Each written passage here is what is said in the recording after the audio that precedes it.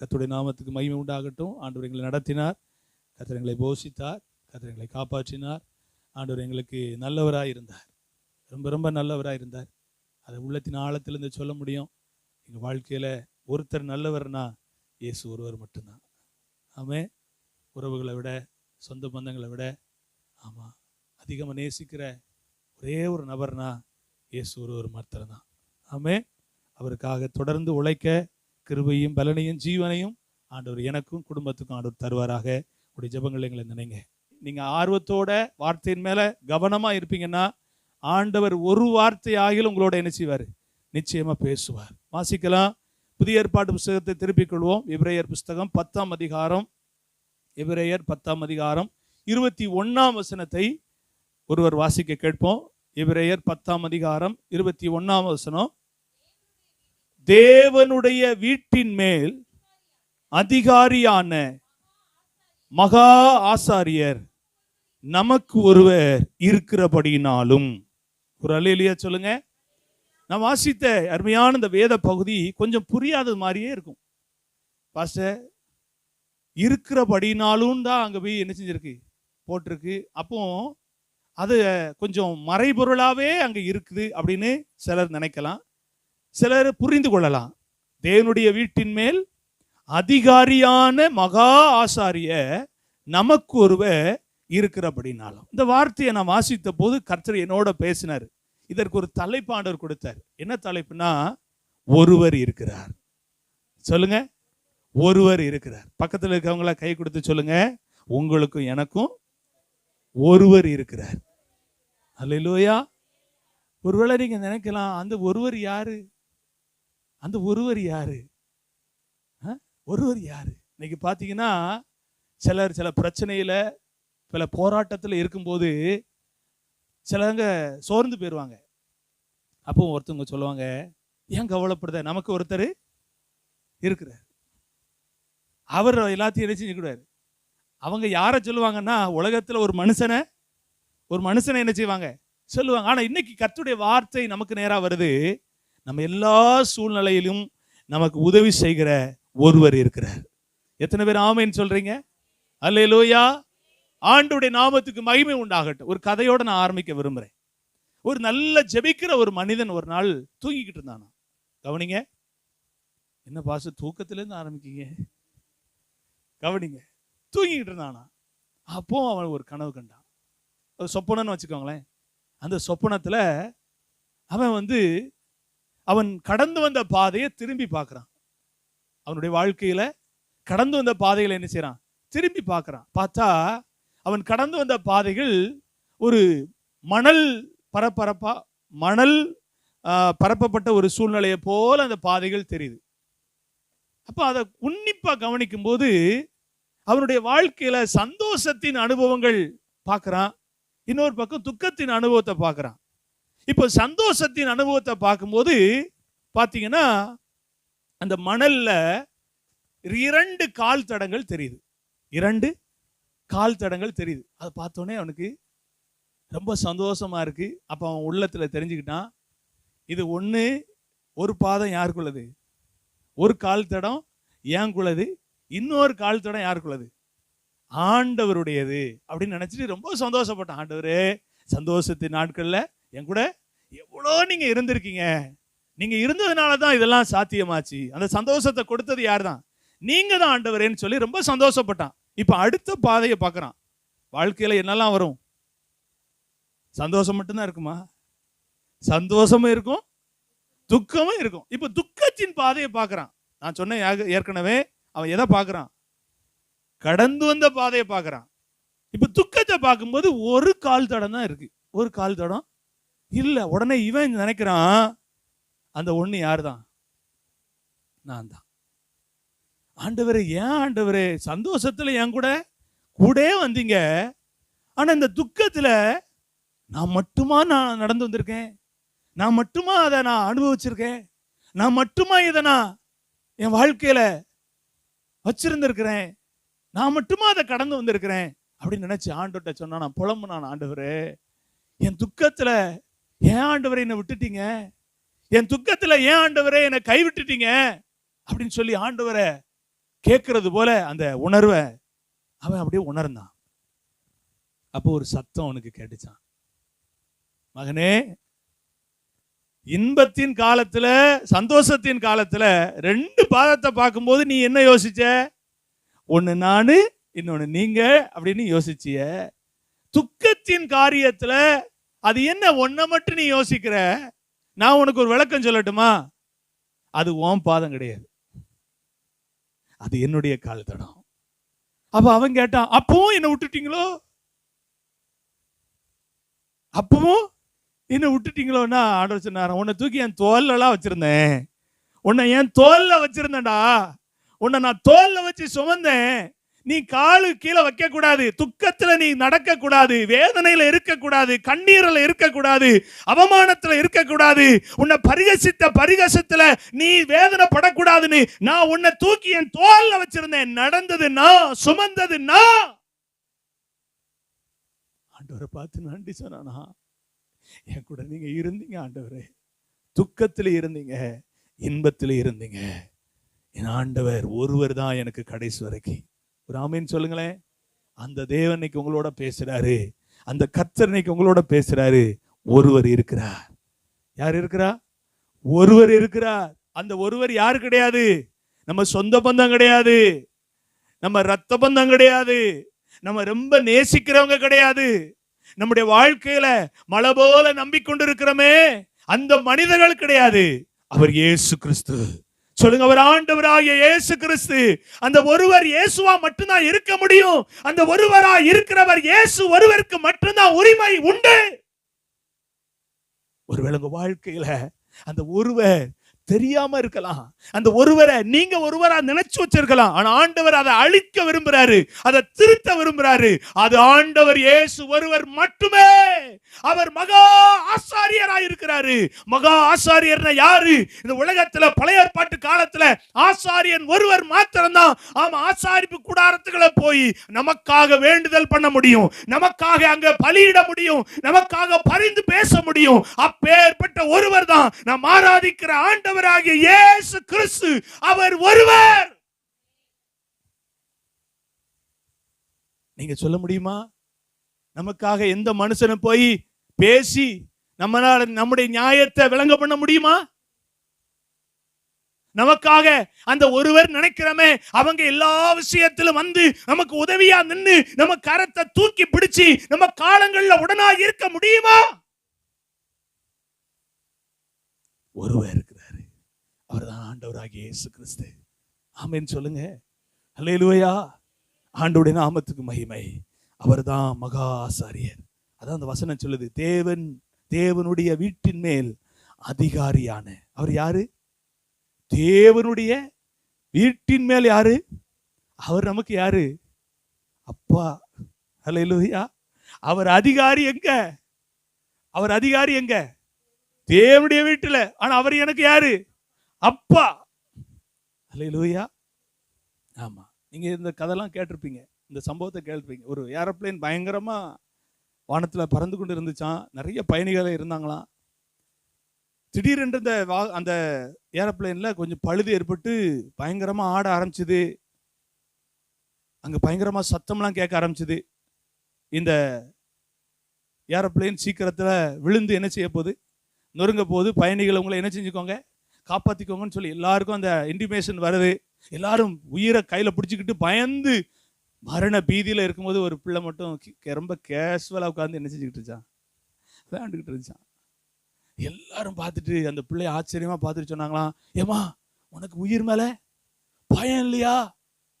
நாங்கெல்லாம் பயந்துகிட்டு இருக்கிறோம், சத்தம் கேட்குது, ஆடுது, அசையுது, கீழே விழுந்தோம்னா ஒரு எலும்பு கூட மிஞ்சாது, உனக்கு பயம் இல்லையான்னு அது சொல்லிச்சான். எனக்கு என்ன பயம்? எனக்கு என்ன பயம்? ஏன் இப்படி சொல்ற? இந்த பிளேனை ஓட்டுறதே எங்க அப்பா. அல்லேலூயா. இந்த பிளேனை ஓட்டுறது எங்க அப்பா. எங்க அப்பா எப்படி ஓட்டுவார்னு எனக்கு தெரியும். அவர் பிள்ளைய நிச்சயமா என்ன செய்ய மாட்டாரு, காப்பாத்தாம இருக்க மாட்டாரு. நிச்சயமா என்ன செய்வாரு, காப்பாத்துவார். நான் ஏன் பயப்படணும்? ஒரு ஆமீன் சொல்லுங்க. அல்லேலூயா. ஒரு பிள்ளைக்கு சாதாரண உலகத்துல இருக்கிற அப்பா மேலேயே இவ்வளவு நம்பிக்கைன்னா வானத்தையும் பூமியை உண்டாக்கின கர்த்தர் நமக்கு தகப்பனாய் இருக்கிறாரு. மரணத்தையும் பாதாளத்தையும் வென்றவராய் இருக்கிற கர்த்தர் நமக்கு அப்பாவாய் இருக்கிறாரு. எந்த சூழ்நிலையிலும் நம்மை விட்டு கொடுக்காத ஒரு ஆண்டவர் நமக்கு அப்பாவாய் இருக்கிறாரு. வசனம் சொல்லுது, உலகத்தின் முடிவு பரியந்தம் சகல நாட்களிலும் நான் உன்னோடு கூட இருக்கிறேன் சொல்லுகிறவர் நமக்கு அப்பாவாய் இருக்கிறாரு. அவரை அப்பா பிதாவே என்று அழைக்கக்கூடிய புத்திர சுவிகாரத்தின் ஆவியை இலவசமாய் நமக்கு தந்தாரு. அவர் நம்மை கைவிடுவாரா? ஒருத்தர் இருக்கிறாரு, அவர் தான் நம்முடைய அப்பா. அல்லேலூயா. ஆண்டவருடைய நாமத்துக்கு மகிமை உண்டாகட்டும். இந்த சத்தத்தை கேட்கிற உங்க வாழ்க்கையில இந்த ஒருத்தரை அறிந்து கொள்ளுங்க, இந்த ஒருத்தரை புரிந்து கொள்ளுங்க. இந்த ஒருத்தர் தான் கடைசி வரைக்கும் நம்ம கூட இருப்பாரு. அல்லேலூயா. கிறிஸ்தவ கல்யாணத்துல ஒரு காரியத்தை அடிக்கடி சொல்லுவாங்க. என்ன சொல்லுவாங்க? உடன்படிக்கையில மரணம் நம்மை பிரிக்கும் அளவும், அதுக்கப்புறம் மரணம் பிரிக்கும் வரைக்கும் இந்த பாண்ட் என்ன செய்யும்? அது இழுத்தாலும் சரி, என்ன பண்ணாலும் சரி, அது வரைக்கும் என்ன செஞ்சிடும்? என்ன பாஸ்டர் இப்படி சொல்றாரு? குடும்பத்துக்கு எதிராளியா? இல்லை, நான் போன வாரமே சொன்னேன், குடும்பத்தை ஆண்டவர் நேசிக்கிறாரு, குடும்பத்தை கட்டி எழுப்ப விரும்புறாரு. குடும்பம் ஆண்டவருடைய பார்வையில் வெளியேறப்பட்டது. ஆமென் சொல்லுங்க. எங்க போய் நீங்க பார்த்தாலும் சரி, என்ன உபதேசத்தை கேட்டாலும் சரி, குடும்பத்தை கட்டி எழுப்பக்கூடிய உபதேசம் எங்க இருக்குன்னா அது வேத வசனத்துல மட்டும்தான் உண்டு. குடும்பத்தை நேசிக்கிற ஒரு தேவன், அது ஆண்டவராகிய இயேசு கிறிஸ்து ஒருவர் மட்டும்தான். அல்லேலூயா. மரணம் நம்மை பிரிக்கும் வரை, மரணம் பிரிச்ச பிறகு அவங்க யாரோ இவங்க யாரோ, அது என்ன செய்ய முடியாது. ஒருத்தரை ஒருவர் பார்க்கலாம், ஆனா அங்க என்ன வராதுன்னா, இது என்னுடைய மனைவி, இது என்னுடைய கணவன் இருக்கிற உறவு அங்க உரிமை பாராட்ட முடியாது. அவர்கள் மகிமையிலே நிறைந்திருப்பார்கள். அல்லேலூயா. மகிமையில நிறைஞ்ச பிறகு அவரை மட்டும்தான் என்ன செய்யணும்? தரிசிக்கணும். ஆமென் சொல்லுங்க. ஆண்டவருடைய நாமத்துக்கு மகிமை. நான் காலையில ஆராதனையில ஒரு சாட்சி சொன்ன பாருங்க, அவர் சொன்ன ஒரு வார்த்தை எனக்கு ரொம்ப பிடிச்சிச்சு. என்ன சொன்னார்னா, நான் முதல்ல உலகத்தையும் உலகத்தில் இருக்கிற சகல காரியங்களையும் நேசித்தேன், ஆனால் உன்னை கற்றுக்கிட்டேன், இயேசு ஒருவரை மட்டும்தான் நேசிக்கணுங்கிறத. அவர் சொன்னார் பாருங்க, எனக்கு மனைவி உண்டு, பிள்ளைகள் உண்டு, ஆனால் அதை விட கர்த்தரை நேசிப்பேன். ஏன் தெரியுமா? கொடுத்தவர் அவர், கொடுத்தவர் தான் முதல்ல நேசிப்பேன், அதுக்கப்புறம் தான் கொடுத்ததை. எப்படி வார்த்தை பாருங்க, எனக்கு ரொம்ப பிடிச்சது. கொடுத்தவரை முதல்ல நேசிப்பேன், அதுக்கப்புறம் தான் கொடுத்ததை நேசிப்பேன். அல்லேலூயா.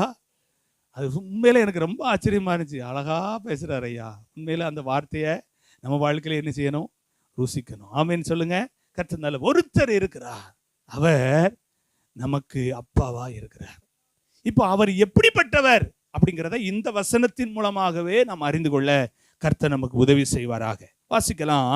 ஸ்தோத்திரம். எபிரேயர் அதே 10ஆம் அதிகாரத்தின் 11வது 12வது வசனத்தை வாசிப்போம். அன்றியும் எந்த ஆசாரியனும் நாடோறும் ஆராதனை செய்கிறவனாயும் பாவங்களை ஒரு காலம் நிவிர்த்தி செய்யக்கூடாத ஒரேவித பலிகளை அநேகதரம் செலுத்தி வருகிறவனாயும் நிற்பான். இவரோ பாவங்களுக்காக ஒரே பலியை செலுத்தி என்றென்றைக்கும் தேவனுடைய வலது பாசத்தில் உட்கார்ந்து போதும். இவர் ஒருவர் யார்? இந்த ஒருத்தர் யார் அப்படின்னா, அருமையான இந்த எபிரேய புஸ்தகத்துக்கு எழுதும் போது அழகாய் சொல்றாரு, இவர் யாருன்னா பலி செலுத்தியவர், பலியானவர். அல்லேலூயா. யாரு இந்த ஒருத்தர்? யாரு? பலியானவர், பலியை செலுத்தினவர், பலியானவர். இந்த ரெண்டையும் நீங்க புரிஞ்சுக்கணும். பலி செலுத்தினதும் யார் தான்? அவர் தான். அந்த பலி யாரு? அவர் தான். இதை தியானிக்கும் போது எனக்கு ரொம்ப சந்தோஷமா இருந்துச்சு. இன்னைக்கு நம்ம எல்லாரும் என்ன செய்யணும்? பலிய செலுத்துவோம், ஆனா பலியா என்ன செய்ய முடியாது. ஆனா இயேசு நமக்காக ஒரு தரம் என்ன செய்தாரு? பலியானார். ஒரு தரம் பலியானார், அவர் தான் பலியும் செலுத்தினார். இந்த ஒருத்தர் யார்? முதலாவது நீங்க புரிஞ்சுக்கோங்க, பலியானவர். என் பாவங்களுக்காக பலியானவர், என் சாபங்களுக்காக பலியானவர், என் அக்கிரமங்களுக்காக பலியானவர், என்னுடைய மீறுதலுக்காக பலியானவர். என்னுடைய வாழ்க்கையில நான் எதெல்லாம் மீறி நடந்தேனோ, தேவனுடைய கோபாக்கினைக்கு ஆளானேனோ, தேவனுடைய இருதயத்தை துக்கப்படுத்தினேனோ, தேவனுக்கும் எனக்கு இருந்த உறவுல விரிசலை உண்டாக்கினேனோ, தேவனை விட்டு தூரம் போனேனோ, அந்த அனுபவத்தில் இருந்து என் வாழ்க்கை தேவனோடு இசைக்கப்படுவதற்கு ஒன்று அவசியமாயிருந்தது. அது பலி. அல்லேலூயா. அந்த பலி யாரு? ஒருத்தர். அவர் தான் என் ஆண்டவராகிய இயேசு. அப்பாவா, அம்மாவா, நம்ம குடும்பத்தில் உள்ளவங்களா நமக்காக பலியாவாங்களா? பலியாக முடியுமா? பலி செலுத்துவாங்களா? இல்ல. அப்ப அந்த ஒருத்தர் யாருன்னா இயேசு கிறிஸ்து. அல்லேலூயா. ஒருவர் யார்? இயேசு எனக்கு பலியானார். அவர் பலியானவர். நான் வேகமா சொல்ல ஆசைப்படுகிறேன். இதை நீங்க வீட்டுல போய் கட்டாயம் தியானிக்கணும். 2வது ஸ்தோத்திரம் 19வது வசனத்தை வாசிப்போம். ஆகையால் சகோதரரே, நாம் பரிசுத்த ஸ்தலத்தில் பிரவேசிப்பதற்கு இயேசுவானவர் தமது மாம்சமாகிய திரையின் வழியாய் புதிதும் ஜீவனுமான மார்க்கத்தை நமக்கு உண்டு பண்ணினபடியால். 2வது அந்த ஒருவர் யார் அப்படின்னா, இவர் எப்படிப்பட்டவர்னா பரிசுத்த ஸ்தலத்தில் பிரவேசிக்க வழியானவர். அல்லேலூயா. பரிசுத்த ஸ்தலத்துக்குள் நாம் பிரவேசிக்க நமக்கு அவர் எப்படி இருக்கிறார்னா வழியா இருக்கிறார். முதல்ல அவர் யாரு? பலியானவர். 2வது என்னை பரிசுத்த ஸ்தலத்துக்குள் கொண்டு செல்லக்கூடிய வழியா இருக்கிறவர். வேற யாருமே யாரு கிடையாது, வழியே கிடையாது. வேற யாரும் வழியா இருக்க முடியாது. பரிசுத்த ஸ்தலத்துக்குள்ள கொண்டு செல்லக்கூடிய எந்த மனுஷனுடைய உபதேசமும், எந்த மனுஷனுடைய தத்துவமும், எந்த மனுஷனுடைய சொற்பொழிவும், எந்த மனுஷனுடைய கற்பனையும், எந்த மனுஷனுடைய தாட்டும் எங்க கொண்டு போகாது? பரிசுத்த ஸ்தலத்துக்குள்ள கொண்டு போக முடியாது. இயேசு ஒருவர் மாத்திரம்தான் எனக்கு அவர் வழியா இருக்கிறார். அதான் வசனம் சொல்லுது, நானே வழியும் சத்தியமும் ஜீவனுமாயிருக்கிறேன், என்னை அல்லாமல் ஒருவனும் பிதாவிடத்தில் வரான். இயேசு இருந்தா மட்டும்தான் எங்க போக முடியும்? பரலோக ராஜ்யத்துக்குள்ள போக முடியும். இயேசு இல்லாம பரலோக ராஜ்யத்துல போகவே முடியாது. அந்த உலகத்தில் பிறந்த ஒவ்வொரு மனிதனும் நிச்சயமா 2 இடத்துக்கு போக தீர்மானிக்கப்பட்டிருக்கிறார்கள். ஒன்று பரலோகம், இன்னொன்று நரகம். அல்லேலூயா. இன்னைக்கு அநேகர் சொல்லுவாங்க, உலகத்துல வாழ்ந்துட்டு செத்துட்டு போறதை விட்டுவிட்டு பரலோகம் ஒண்ணு இருக்கு, நரகம் ஒண்ணு இருக்கு. இது என்னையா முட்டாத்தனமான வாழ்க்கை, முட்டாத்தனமான வார்த்தை. இல்ல இல்ல இல்ல, அப்படிலாம் பேசின எத்தனையோ பேருடைய வாழ்க்கையில கடைசி மரணத்துல பரிதவித்தது எத்தனையோ சாட்சிகளை சொல்ல முடியும். ஐயோ, ஒரு இருள் என்னை சந்திக்க வருகிறதே, ஒரு பயங்கரமான ஒரு போராட்டம் என்னை அழிக்க வருகிறதாக உணர்கிறேனே, அதுதான் நரகத்தினுடைய அகோரம். ஆனா ஒரு தேவ பிள்ளை, ஒரு ஆண்டவராகிய இயேசு கிறிஸ்துவை ஏற்றுக்கொண்ட ஒரு மனிதனுடைய வாழ்க்கையில அப்படிப்பட்ட ஒன்றை அவன் சந்திக்க வாய்ப்பில்லை. விசுவாசிக்கிறவங்க அல்லேலூயா, விசுவாசிக்கிறவங்க அல்லேலூயா. ஆமே. நம்ம எதுக்கு இந்த ஆராதனை, நமக்கு எதுக்கு இந்த கூட்டம், நமக்கு ஏன் சபை அப்படின்னா இன்னைக்கு நிறைய பேருக்கு தெரியல. ஏன் அப்படின்னா, என்னை நாள்தோறும் சரி செய்து, என்னை நாள்தோறும் உருவாக்கி, என்னை நாள்தோறும் செதுக்கி, என்னை அவரோடு இணைத்து, அவருடைய சாயலா என்னை உருவாக்கி, அவருடைய ஸ்தானத்துல அவர் எனக்கு ஆயத்தம் பண்ண இடத்துல கொண்டு போய் சேர்க்கிறதுக்கு என்னை உருவாக்குறதுக்கு தான் சபை. கூட்டங்கள், ஆராதனைகள், சத்தியம், அதுக்கு தான். அந்த ஒருவரை அறிந்துகிட்டோம்னா அந்த வழியில நான் என்ன செஞ்சிருவேன்? அல்லேலூயா, அல்லேலூயா. ஆண்டவரை பார்த்து சொல்லுங்க, எனக்கு நல்ல பாக்கியத்தை தந்தீங்க, அந்த வழி அறிந்து கொள்ள எனக்கு வாய்ப்பை தந்தீங்க. எத்தனையோ பேருக்கு இல்ல, ஆனா நமக்கு ஆண்டவர் தந்தார். நம்முடைய குடும்பத்துல எத்தனையோ பேர் அந்த வழியை அறிய முடியல, அந்த வழிக்குள்ள வர முடியல, ஆனா நம்மள ஆண்டவர் கொண்டு வச்சிருக்கிறாரு. அப்ப சொல்லுங்க, ஒருத்தர் எனக்கு இருக்கிறாரு, பரிசுத்த ஸ்தலத்துக்குள் பிரவேசிக்கக்கூடிய வழியை நான் அறிந்திருக்கிறேன். அவர் தான் வழியானவர். ஆமே. 3வது, ஆண்டுடைய நாமத்துக்கு மகிமை உண்டாகட்டும், 22ஆம் வசனத்தை வாசிப்போம். துர்மனசாட்சி நீங்க தெளிக்கப்பட்ட இருதயமுள்ளவர்களாயும் சுத்த ஜலத்தால் கழுவப்பட்ட சரீரமுள்ளவர்களாயும் உண்மையுள்ள இருதயத்தோடும் விசுவாசத்தின் பூரண நிச்சயத்தோடும் சேரக்கடவோம். அல்லேலூயா. இதுல என்னத்தை நாம உணர்றோம்? இந்த ஒருத்தர் என்ன சொல்ல வராரு, இந்த ஒருத்தர் இதுல எப்படி இருக்கிறாரு அப்படின்னு நீங்க ஒருவேளை சிந்திக்கலாம். ஆண்டவர் எனக்கு சொல்லி கொடுத்தது என்ன சொல்லி கொடுத்தாருன்னா, ஆலோசனையானவர் அவர். அல்லேலூயா. எங்க அப்படித்தானே போட்டிருக்கு. என்ன போட்டிருக்கு?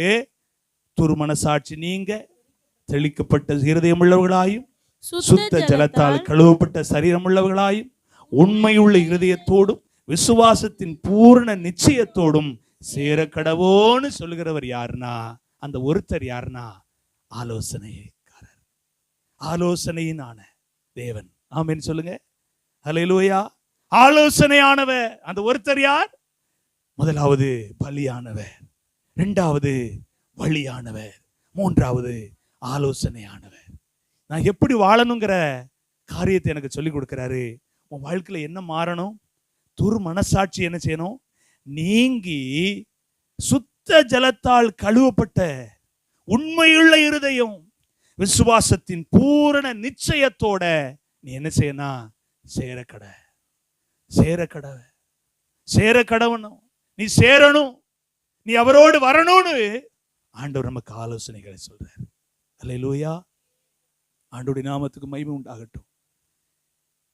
சிலர் சொல்லுவாங்க, எனக்கு ஆலோசனை சொல்ல ஒருத்தருமே, அதெல்லாம் பொய், மகாபெரிய பொய். நமக்கு ஆண்டவர் நிச்சயமா என்ன சொல்லுவாரு சொல்லுங்க? ஆலோசனை கட்டாயம் சொல்லுவார். அவருடைய பிள்ளைகளா நீங்க இருப்பீங்கன்னா உங்களுக்கு அவர் ஆலோசனை சொல்லாம இடவே. நீங்க கொஞ்சம் தப்பா கொஞ்சம் திரும்புறீங்களா, தப்பா உங்க வழி போகுதா, தப்பா உங்களுடைய மைண்ட் மாறுதான்னா உடனே ஆண்டவரிடத்துல இருந்து என்ன வரும்? ஆலோசனை வரும். அதை கேட்க மனதில்லாம போயிட்டா அவர் கம்முன்னு தான் இருப்பாரு. ஏன் தெரியுமா? ஒரு நாள் இந்த ஆலோசனை எப்படி தெரியும்? இன்பமா தெரியும். இளையகுமாரனுடைய வாழ்க்கையில சொத்தை கேட்கறான். ஏன் கேட்கறான்னு யாருக்கு தெரியும்? அப்பாவுக்கு நல்லா தெரியும். இவன் வாங்கினாம்னா அவ்வளோத்தையும் கொண்டு போய் என்ன செஞ்சிருவான்? ஏன்னா இவனுடைய நண்பர்கள் யாருன்னு அவருக்கு என்ன செய்யும்? கட்டாயம் தெரியும். ஆனால் அவர் சொல்றாரு, தம்பி வேணாம்ப்பா, உன் வாழ்க்கை நீ என்ன செஞ்சுக்கிடாத, அழிச்சுக்கிடாத, பொறுமையாயிரு. சொல்லியிருப்பாரா? சொல்லியிருக்க மாட்டாரா? கட்டாயம் சொல்லியிருப்பார். அந்த ஆலோசனை யார் கேட்கல? உங்களுக்கு என்ன தெரியும்? இந்த உலகத்தை அனுபவிக்கணும். என்ன செய்யணும்? உலகத்தை அனுபவிக்கணும். உங்களுக்கு நண்பர்கள் இல்லைன்னா எனக்கு நண்பர்கள் இல்லைன்னு என்ன செய்யக்கூடாது? சொல்லக்கூடாது. அப்படிங்கிற வார்த்தையை அன்னைக்கு அவன் பதிவு பண்ணியிருக்கலாம். ஆனால் ஒரு நாள் அவன் சொன்னான் பாருங்க, தகப்பனே, பரத்துக்கு விரோதமாகவும் உமக்கு விரோதமாகவும் பாவம் செய்தேன், உம்முடைய குமாரன் என்று சொல்லப்படுவதற்கு நான் பாத்திரம் அல்ல. இதை எப்படி யோசிக்கிறான்னா, ஆலோசனை அப்பதான் உணர்றான், ஆலோசனை அப்பதான் ருசிக்கிறான். இன்னைக்கு ஆண்டவர் உங்களுக்கு நல்ல வாழ்க்கையை கொடுத்திருக்கிறாரு. அதற்கு ஆண்டவருக்கு நன்றி சொல்லுங்க. என்னோட பேசுகிற ஆலோசனைக்கு நான் இன்னமும் கீழ்ப்படுகிறேன். சொல்லுங்களேன் வாயை திறந்து. நான் இன்னமும் கீழ்ப்படிவேன், இன்னும் கீழ்ப்படிஞ்சுக்கிட்டே இருப்பேன். அவர் எனக்கு ஆலோசனைக்காரராக, ஆலோசனையாளராக அவர் இருக்கிறதுக்காக நான் கர்த்தருக்கு ஸ்தோத்திரம் செலுத்துகிறேன். ஆமென். அல்லேலூயா. வலது பக்கம் போகாதன்னு சொல்லுவாரு. என்ன செய்யக்கூடாது? இடது பக்கம் திரும்பாதம் பாரு, திரும்பக்கூடாது. முன்ன போவாதம் பாரு, போகக்கூடாது. ஆமென் சொல்லுங்க. இதெல்லாம் சொல்லும் போது இதை நம்ம கேட்கணும். கேட்காம இருந்தோம்னா பிரச்சனை யாருக்கு தான்? நமக்கு தான். அல்லேலூயா. ஆண்டவருடைய நாமத்துக்கு மகிமை. அப்போ ஆலோசனையாளரா இருக்கிறவரை நாம அறிந்திருக்கிறோமா? ஒருவர் இருக்கிறார். அப்படிங்கிறவர் யாரு? ஆலோசனையானவர். நம்முடைய வாழ்க்கையில் இதெல்லாம் நம்ம ருசிக்கணும். இன்னைக்கு ஆண்டவர் நம்மோடு பேசுறாருன்னா இனி வர நாட்கள்ல இந்த அனுபவத்தோட கர்த்தரை என்ன செய்யணும்னா ருசிக்க ஆரம்பிக்கணும். நாலாவதாக 23ஆம் வசனத்தை வாசிப்போம். அல்லாமலும் நம்முடைய நம்பிக்கையை அறிக்கையிடுகிறதில் அசைவில்லாமல் உறுதியாய் இருக்க கடவோம். வாக்குத்தத்தம் பண்ணினவர் உண்மையுள்ளவராய் இருக்கிறாரே. நாலாவது ஒருவர் யார்? உண்மை உள்ளவர். சொல்லுங்க, உண்மை உள்ளவர். முதலாவது பலியானவர், இரண்டாவது வழியானவர், மூணாவது ஆலோசனையானவர், நாலாவது உண்மை உள்ளவர். எதுல உண்மை உள்ளவர்? வாக்குத்தத்தம் பண்ணினதில், உனக்கு நான் செய்வேன்னு சொன்னதுல அவர் எப்படி இருக்கிறாரு? உண்மையா இருக்கிறார். இந்த வருஷத்துல ஆண்டவர் உங்களுக்கு வாக்கு பண்ணாரா? இந்த சத்தத்தை கேட்கிற யாருக்கெல்லாம் ஆண்டவர் வாக்கு பண்ணாரோ எல்லாருக்கும் அதை நிறைவேற்ற அவர் உண்மை உள்ளவராய் இருக்கிறார். நம்பிக்கையில நினைக்கிறேன். ஆமே, எப்படி இருக்கிறாரு?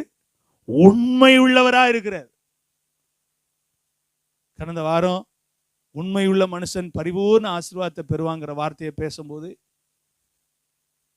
ஸ்தோத்திரம், ஒரு கதையை நான் சொன்னேன்.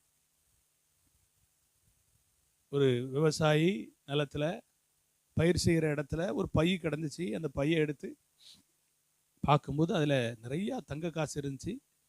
அதை தன்வசப்படுத்திக்கலான்னு ஒரு பக்கம் ஒரு சிந்தனை வந்தாலும் அவன் யோசிக்கிறான், இதை உரிமையானவர்கிட்ட என்ன செஞ்சிடணும், கொடுத்துடணும். அப்படிங்கும்போது அவன் அதை விசாரித்து கொண்டு போய் கொடுக்கும்போது அந்த உரிமையாளர் சொன்னாராம், இதில் நான் 110 காசு வச்சுருந்தேன், 100 தான் இருக்குது, 10 காசை என்ன செஞ்சிட்ட, எடுத்துட்ட. இதுலேருந்தே தெரியுது உன் உண்மை, நீ பொய் சொல்கிற. அப்படிங்கும்போது அவன் சொன்னானா, அதில் ஒரு காசு கூட நான் என்ன செய்யலை, எடுக்கலை, அது எடுத்ததை அப்படியே கொண்டாந்து கொடுத்துட்டேன் அப்படின்னு சொன்னானா. கொஞ்ச நேரம் கழிச்சு அந்த உரிமையாளர் அவனுடைய தோலை தட்டி கொடுத்து சொன்னாராம், நீ எந்த அளவுக்கு உண்மை உள்ளவன் என்பதை அறிந்து கொள்ளும்படியாகத்தான் அப்படி ஒரு காரியத்தை நான் சொன்னேன். நீ உண்மையாகவே உண்மை உள்ளவன் சொல்லிட்டு அந்த மனிதனிடத்தில் அவருடைய பொற்காசில் இருந்து ஒரு 10 காசை எடுத்து அவன்கிட்ட கொடுத்து, இது உன்னுடைய செலவுக்கா வச்சுக்கோ, அது மாத்திரமல்ல உனக்கு என்னுடைய இடத்துல ஒரு வேலையும் போட்டு கொடுக்குறேன்னு சொல்லி அவனை கனப்படுத்தினாராம். அல்லேலூயா. உலகத்துல உண்மையா ஒரு மனுஷன் இருக்கும்போதே ஆமா எவ்வளவு பெரிய மேன்மை உண்டாகுது. உண்மையா இருக்கணும்னு சொல்லுகிறவர் எவ்வளவு உண்மையா இருப்பார் யோசிக்கிறீங்களா? உண்மையா இருக்கணும் நம்மை பார்த்து சொல்லுகிற ஆண்டவர் அவர் எவ்வளவு உண்மை உள்ளவரா இருப்பாரு. அவர் ஒருவர் இருக்கிறார். சொல்லுங்க, அவர் ஒருவர் இருக்கிறார். எனக்காக இருக்கிறா, அவங்க இருக்காங்க இவங்க இருக்காங்க அதெல்லாம் பார்க்க கூடாது. எனக்கு ஒருவர் இருக்கிறார், அவர் எனக்கு வாக்குத்தத்தம் பண்ணினதில் உண்மை உள்ளவரா இருக்கிறார். இப்ப அது நடக்காம போலாம், நாளைக்கு நடக்காது என்னை பார்த்து 1000 பேர் சொல்லலாம். ஆனாலும் நான் சொல்லுவேன், எனக்கு வாக்குத்தத்தம் பண்ணினவர் உண்மை உள்ளவரா இருக்கிறாரு. இன்னைக்கு சொல்லுகிற வார்த்தையை நாளைக்கு அவர் அவமானப்படுத்த, அதை மாற்றி அமைக்க வல்லவராய் இருக்கிறார். அல்லேலூயா. ஆமா, எந்த மனுஷனாலும் செய்ய முடியாது. என்ன கொஞ்சம் கோபமும் எரிச்சலும் ஆத்திரமும் வந்து நான் நிக்கிறேன்னு சொல்லலாம். ஆனா அந்த சூழ்நிலை வரும்போது பின்னால என்ன செஞ்சிருவாங்க. ஆனா ஆண்டவர் அப்படி அல்ல. இஸ்ரவேல் ஜனங்களுக்கு வாக்கு பண்ணினார், நான் உனக்கு பாலும் தேனும் ஓடுகிற கானான் தேசத்தை என்ன செய்வேன், உனக்கு தருவேன்னு சொன்னாரு. அதுக்கு முன்னால செங்கடல் நின்னான, அது எரிகோ நின்னான, பெரிய பெரிய ராஜாக்கள் நின்னான, உனக்கு தருவேன்னு சொன்னதுக்கு உன்னை கொண்டு போய் தான் தீர்ப்பேன். அல்லேலூயா. இன்னும் புரியல நினைக்கிறேன். சொன்ன வாக்குத்தத்தத்துக்கு எரிகோ ஆனாலும் சரி, செங்கடல் ஆனாலும் சரி, யோர்தானாலும் இருந்தாலும் சரி, ராஜாக்களா இருந்தாலும் சரி, கர்த்தர் மாற்றி அமைக்க உண்மை உள்ளவராய் இருக்கிறார்.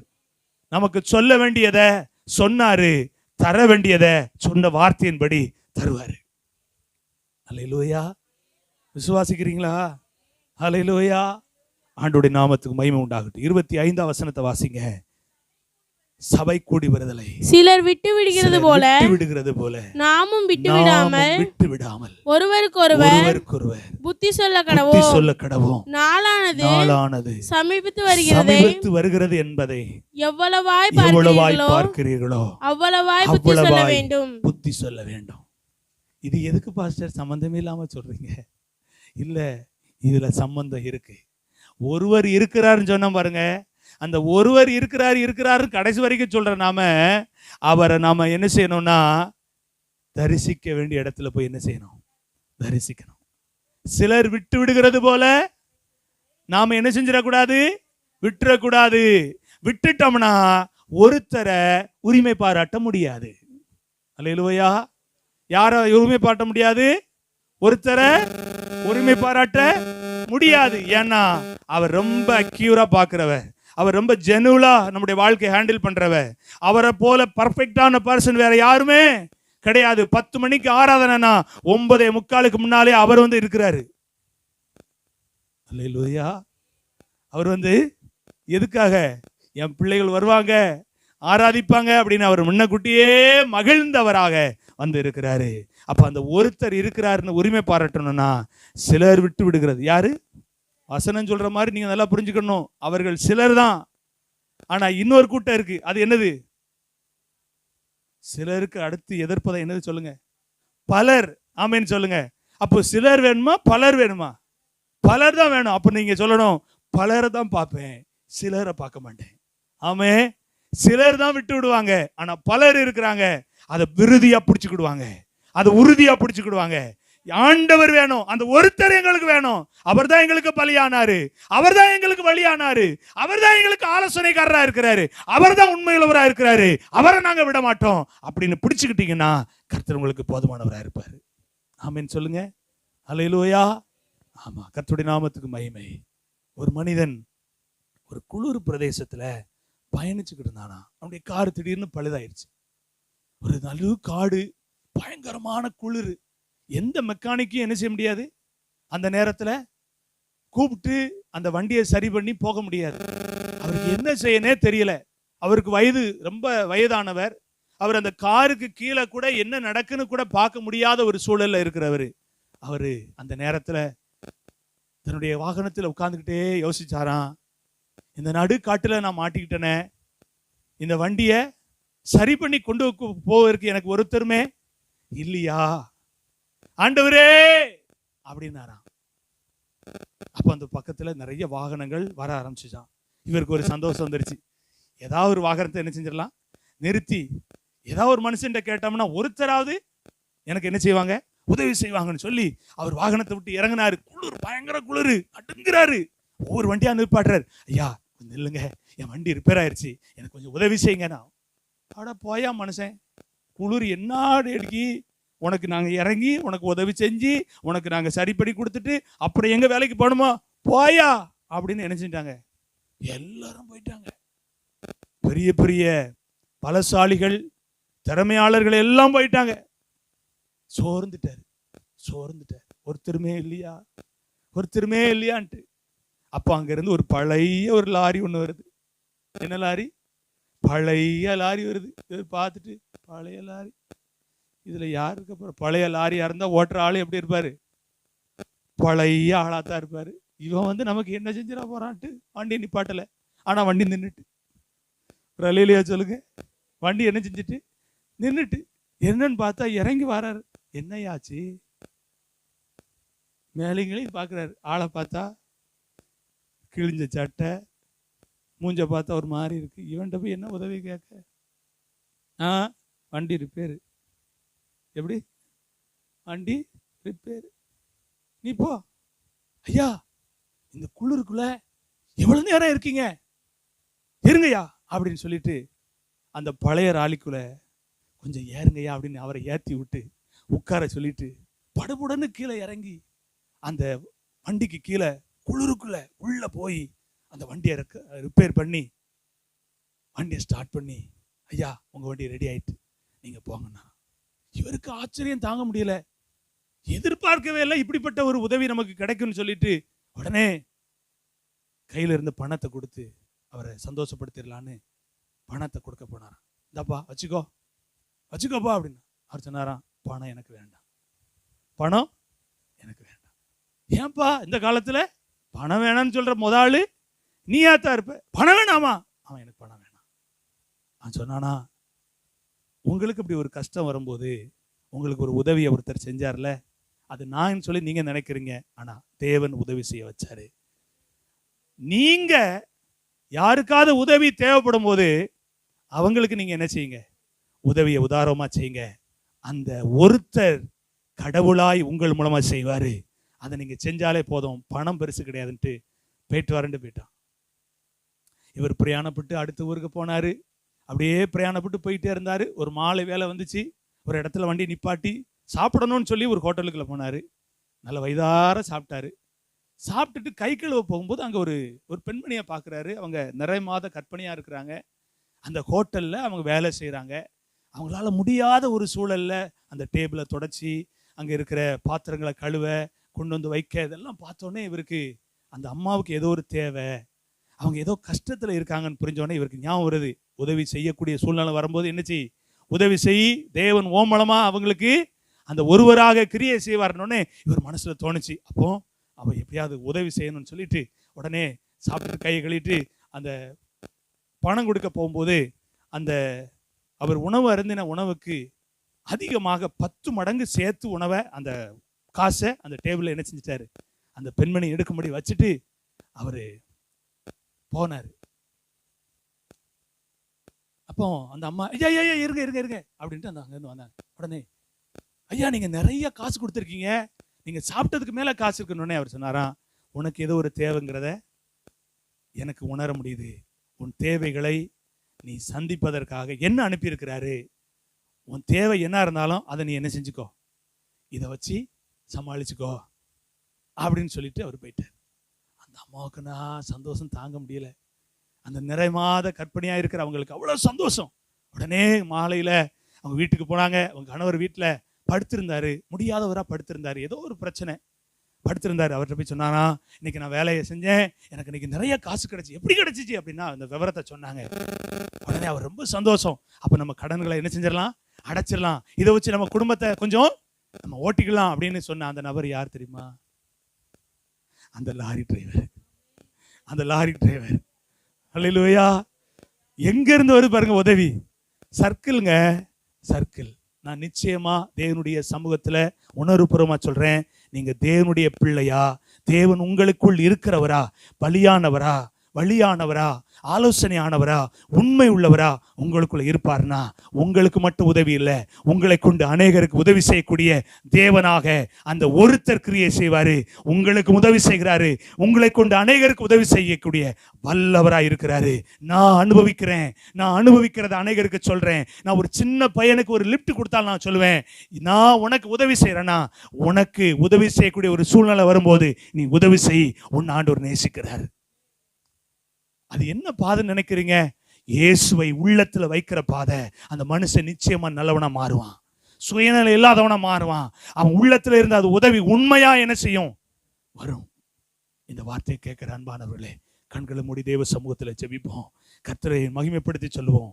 ஒருவர் இருக்கிறாரு, ஒருவர் இருக்கிறாரு, அவர் தான் இயேசு. சொல்லுங்க, ஒருவர் இருக்கிறாரு, அவர் தான் இயேசு. எத்தனை பேர் சொல்ல முடியும், ஒருவர் இருக்கிறாரு, அவர் பலியானவர். ஒருவர் இருக்கிறாரு, அவர் தான் எனக்கு வலியானவர். ஒருவர் இருக்கிறாரு, அவர் தான் எனக்கு ஆலோசனையானவர். ஒருவர் இருக்கிறாரு, அவர் தான் எனக்கு உண்மை உள்ளவர். அவர் என் வாழ்க்கையில எவ்வளவு நல்லவர் என்பதை கர்த்தருடைய நாளில் நான் தரிசிப்பேன், கர்த்தருடைய நாளில் அனுபவிப்பேன், அவருடைய சமூகத்தில் நான் அனுபவிப்பேன். சிலர் விட்டு விடுகிறது போல நான் விட்டு விட மாட்டேன், நான் விட்டு விட மாட்டேன், இனி ஒருவாது விட்டு விட மாட்டேன். கர்த்தருடைய நாள் வரும்போது, கர்த்தரை ஆராதிக்கிற நாள் வரும்போது அவருக்கு தான் முதலிடம் கொடுப்பேன், அவருக்கு தான் முதலிடம் கொடுப்பேன். மற்றது எல்லாம் அப்புறம் தான், மற்றது எல்லாம் அதுக்கப்புறம் தான். முதல்ல கர்த்தர், முதல்ல ஆண்டவர். கண்களை மூடி ஆண்டவர் நோக்கி பார்த்து எல்லாரும் ஜெபிப்போம். Thank you Jesus. நன்றி செலுத்துகிறப்பா, நன்றி செலுத்துகிறப்பா, நன்றி செலுத்துகிறப்பா. ஜெபிப்போமா. ஆண்டவரே, ஒருவர் இருக்கிறீர், எங்களோடு பேசுகிற வார்த்தைக்காக ஸ்தோத்திரப்பா.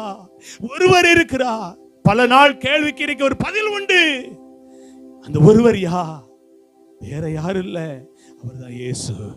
அவர்தான் இயேசு கிறிஸ்து. அவர்தான் பலியானா, அவர்தான் வழியா இருக்கிறார், அவர்தான் ஆலோசனையா இருக்கிறார், அவர்தான் உண்மை உள்ளவரா இருக்கிறார். அவர் எனக்கு வேண்டும், அவர் எனக்கு வேண்டும். அவர் நான் விட்டு விடவே கூடாது, அவர் நான் விட்டு விடவே கூடாது. அவரை நான் இன்னும் ருசிக்கணும், அவரை நான் இன்னும் ருசிக்கணும். அர்ப்பணித்து சொல்லுங்க, அவரை நான் இன்னும் ருசிக்கணும், அவரை நான் இன்னும் ருசிக்கணும். என்னோடு பேசின வார்த்தைக்காக நன்றி, என்னோடு பேசின வார்த்தைக்காக நன்றி. நான் இன்னும் கர்த்தருக்காக வாழுவேன், இன்னும் கர்த்தருக்காக ஜீவிப்பேன். ஒருவர் எனக்கு போதும், ஒருவர் எனக்கு போதும், அந்த ஒருத்தர் எனக்கு போதும். நான் அநேகரை நினைச்சேன், அவங்க இவங்க நினைச்சேன், ஆனா அது இல்ல. இந்த ஒருவர் போதும், இந்த ஒருவராகிய இயேசு போதும். இவர் என் வாழ்க்கையில் எல்லா சூழ்நிலையிலும் போதுமானவர், எல்லாவற்றையும் பூர்த்தி செய்யக்கூடியவர், எல்லாவற்றையும் பூர்த்தி செய்யக்கூடியவர். இவரே நேசர், இவரே நேசர், இவரே ஆத்ம நேசர். இவர் போதும். சொல்லுங்க, இவர் போதும். Thank you, Jesus. நல்ல பிதாவே, இயேசு கிறிஸ்துவின் நாமத்தில் உமக்கு நன்றி செலுத்துகிறப்பா.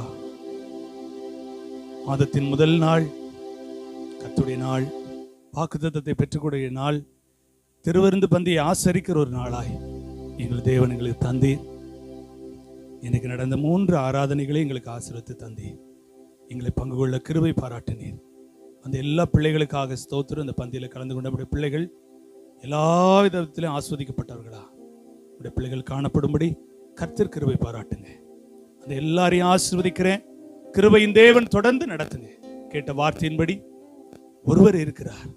அவர் பலியானவர், வழியானவர், ஆலோசனையானவர், உண்மையானவர், உண்மை உள்ளவர். இந்த வார்த்தையில உடைய பிள்ளைகள் நிலைத்திருக்க பண்ணுங்க. சிலரை போல அல்ல, பலரை ஆண்டவரே பார்த்து, கர்த்தருடைய வசனத்தில் நிலைநிற்கிற பலரை பார்த்து, கர்த்தருக்காக வைராக்கியம் பாராட்டுகிற பலரை பார்த்து, கர்த்தருக்குள் ஒருவருக்குள் இருக்க கிருபை பாராட்டுங்க. சகல துதி கன மகிமை எல்லாம் நமக்கு செலுத்துகிறோம். இயேசுவின் நாமத்தில் ஜெபிக்கிறோம் ஜீவனுள்ள நல்ல பிதாவே. என் ஆத்துமாவே கர்த்தரை ஸ்தோத்திரி, என் முழுவலுமே பரிசுத்த நாமத்தை ஸ்தோத்திரி. என் ஆத்துமாவே கர்த்தரை ஸ்தோத்திரி. கர்த்தர் செய்த சகல உபகாரங்களை மறவாதே. அவர் என் அக்கிரமங்கள் எல்லாம் மன்னித்து, என் நோய்கள் எல்லாம் குணமாக்கி, என் பிராணனை அழிவுக்கு விலக்கி மீட்டு, என் கிருபையினால் இரக்கங்களினால் முடிசூட்டி, நன்மையால் என் வாயை திருப்தி ஆக்குகிறார். கழுவுக்கு சமானமாய் என் வயது திரும்ப வாழ வயது போலாகிறது. ஆமென். அல்லேலூயா, அல்லேலூயா, அல்லேலூயா. கர்த்தர் உங்களை ஆசீர்வதிப்பாராக. ஆமென், ஆமென்.